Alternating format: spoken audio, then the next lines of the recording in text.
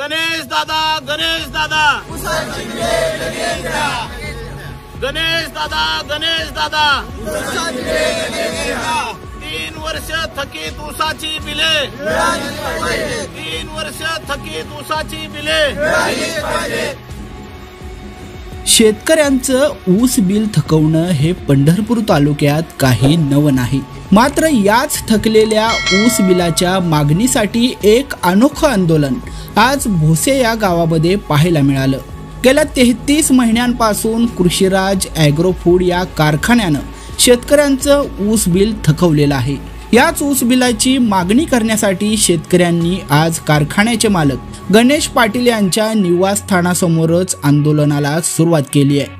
जवळपास 125 ते 150 शेतकऱ्यांचं ऊस बिल हे गेल्या 33 महिन्यांपासून गणेश पाटील यांच्या कृषीराज ॲग्रो फूड या गुळ बनवणाऱ्या कारखान्याने थकवलंय. याच ऊस बिलाची मागणी करण्यासाठी आज हे सर्व शेतकरी गणेश पाटील यांच्या वाड्यासमोर आंदोलन करण्यासाठी आलेले होते. याचवेळी गणेश पाटील हे आंदोलकांशी चर्चा करण्यासाठी बाहेर आलेले होते. पण नेमकं याच वेळी शेतकरी हे आक्रमक होत आम्हाला हाना पण आमचं ऊस बिल द्या असाच काहीसा पवित्रा गणेश पाटील यांच्या समोर शेतकऱ्यांनी घेतलेला होता. हाणून काय करू साहेब, हाणून आम्हाला पैसे 3 वर्ष पैसे मागणार. अहो साहेब तुम्हाला हाना. अहो मी हाणणार, हाणायचं काय संबंध आहे आमचा? हाणून तुमचे पैसे कारखाना चालू होता का नव्हता? नाही. दुसऱ्या वर्षी कारखाना चालू नाही साहेब 9 महिने होता. मी आणतो 9 ऐका तुम्ही चेक घेऊन गेला चालू नव्हता. ऐका नाही ऐका तिथं ऊस पडलेला होता. ऊस पडलेला चालू झाला नाही साहेब. चालू होते नाही चालू झाला गव्हाण चालू होती. ऊस नाही तुम्ही होता. हो का ही माणूस तिथं होता. माझा कारखाना बंद होता. तिथनं पुढे चालूच झाला नाही. अजिबात मी खोटं बोलणार. 2 मिनिटं थांबा. तू आलता तो कारखाना चालू होता. नाही आम्ही खोटं बोलायचं काय काम आहे? यात खोटं बोलणार नाही आम्ही. हे खोटं बोलणार नाही. जरा थांबा. ऐकून घ्या. तुम्ही एक लक्षात घ्या. हाना मारा तुम्ही मला उकसवलं तर मी हातात जोडणार आहे. ऐकून घ्या. मला भांडणं करायचं नाही. मला कारखाना चालवायचा नाही.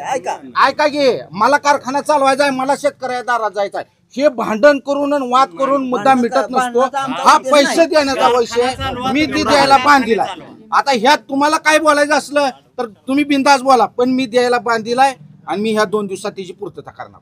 तुम्हाला त्याच्यावर आम्हाला काय बोलायचं असलं नाहीतर आमच्यावर गुन्हा नोंद करायचा असला बिंदास करा. मी याचक म्हणून तुमच्या पुढे बसलो. ऐका ना माझं 2 शब्द ऐकून घ्या. बोल ना.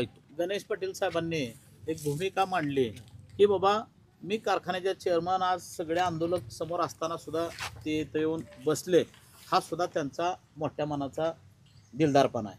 कारण का त्यांचं कुटुंब सुद्धा सर्व शेतकरी कुटुंबातला आणि सात्विक घराण्यातली ही सुद्धा सगळी मंडळी ही तुम्हाला आम्हाला सगळ्यांना माहिती आहे.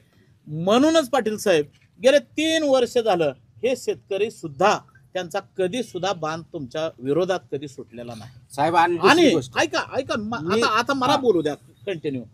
ह्या शेतकऱ्यांची आज सुद्धा तेच मत आहे. मला सुद्धा वैयक्तिकरित्या सांगताना सगळे शेतकरी तेच सांगायचे की गणेश पाटलांनी आम्हाला कधी सुद्धा म्हणले नाहीत की आम्ही ऊसाचं बिल देणार नाही. पण तारीख पे तारीख तुम्ही ज्यावेळेस आज 2 जे क्लास 1 अधिकारी आहेत महसूल मधले जिल्हाधिकारी असतील किंवा आज निवासी जिल्हाधिकारी अभिजित पाटील साहेब आहेत त्यांच्याकडे जाऊन सुद्धा तुम्ही कालची 15 तारीख घालवल्यानंतर शेतकऱ्यांना मात्र पैसे मिळणार नाहीत याचा ऍश्युरन्स तयार झाला. त्याचं कारण काय की तुम्ही आता आम्हाला ही टेक्निकल अडचण सांगितली त्या बाबतीत आम्ही पण काय ही बोलणार नाही. आणि दुसऱ्या आणखी एक तुम्ही अडचण सांगितली की विजय शुगरच्या बाबतीतलं विजय शुगरच्या बाबतीतलं पाटील साहेब जसा तुमचा 1 लाख रुपयाचा शेअर गेलाय ना तसं सुहास पाटलाच्या घरातलं 5 शेअर 1 लाख रुपये जायचं. 5 शेअर माझ्या स्वतः जायचं. त्यावेळेस सुद्धा आम्ही कुणाचे तरी असेच समर्थक होतो. त्यावेळेस सुद्धा आम्ही त्याच भागातून सगळे शेअर गोळा करून दिलेले आहेत. आणि इथून पुढची लढाई सुद्धा ती शेअर सगळ्या शेतकऱ्यांना मिळवून देण्याची असेल एवढं मात्र नक्की तुम्हाला. ही कारखाना हस्तांतर झाला कसा की पहिलं शेतकऱ्यांचं देणं न देता कारखाना हस्तांतर झालेला आहे. त्या बाबतीत सुद्धा आपल्याला सुद्धा शेतकऱ्यांच्या बरोबरीनं लढाच उभा करावा लागेल एवढं मात्र नक्की आहे.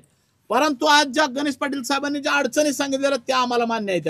पण पाटील साहेब आज ही जी सगळी मंडळी आहे ती तुमचं 2 दिवसांनी जरी काम व्हायचं असेल तरी आम्ही 2 दिवस इथं बसायला आणि थांबायला तयार आहे.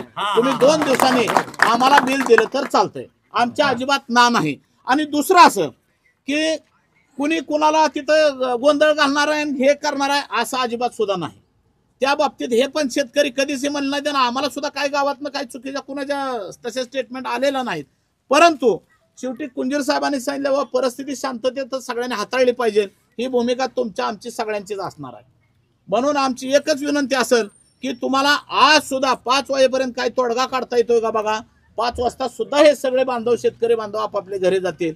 अन्यथा हे शेतकरी बांधव 2 दिवस तुमची ऊसाची बिलं मिळेपर्यंत इथंच थांबणार आहे ते. आणि माझंही शेतकरी भावांना एक विनंती असेल की पाठीमागचा पूर्व इतिहास न काढता तुम्ही फक्त एका भूमिकेसाठी आलेला आहे की आपल्याला ऊसाची बिलं मिळावी ती. आणि पाटील साहेब काय काय जणांची तर अशी अवस्था आहे की एका आजीचं इथून ऑपरेशन झालंय म्हणजे कॅन्सरचं ऑपरेशन प्रचंड बनवणे की सर्वसामान्य शेतकऱ्याची गरिबी काय असते ही आपण सुद्धा सगळ्यांनी बघितली पाहिजे. आणि ही सगळी गरीब बांधव आहेत, हे रोज रोजीरोटीचा प्रश्न असणारी ही सगळी मंडळी आहेत.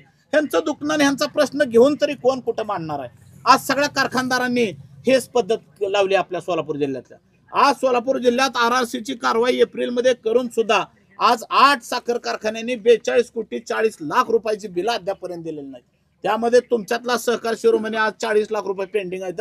मागच्या आठवड्यात सुद्धा ते प्रकरण प्रादेशिक सहसंचालकाच्या ऑफिसमध्ये जाऊन ज्यावेळेस सगळ्या शेतकऱ्यांना बरोबर घेऊन दसाला लावलं त्यावेळेस त्यांचे काही पैसे रिलीज झाले. सिद्धेश्वर साखर कारखान्याने आज 18 कोटी रुपये थांबवलेले आहेत. मातोश्री शुगर असेल, पुन्हा गोकुळ शुगर असेल, भीमा सहकारी साखर कारखाना आहे, असे 8 जवळजवळ साखर कारखाने की या साखर कारखाने RRCची कारवाई करून सुद्धा आजपर्यंत शेतकऱ्यांचे पैसे दिले नाहीत. मग शेतकऱ्यांनी करायचं काय. ऊस पिकवायचा, कारखान्याला घालवायचा आणि पैसे न देता त्याने हताशपणे कारखाना कधी पैसे देणार आहे कधी पैसे देणार आहे याचक म्हणूनच राहायचंय. आणि तीच भूमिका आज 32-33 महिने झालं या सगळ्या शेतकऱ्यांनी तुम्हाला ऊस घातला आणि आजपर्यंत तुमच्याकडून पैसे आले नाहीत. तारीख पे तारीख वारंवार होत गेले. म्हणून हे सर्व शेतकरी आज तुमच्या दारात याचक म्हणून आलेले आहेत. आणि यांची एकच भूमिका असेल की यांचे पैसे द्या.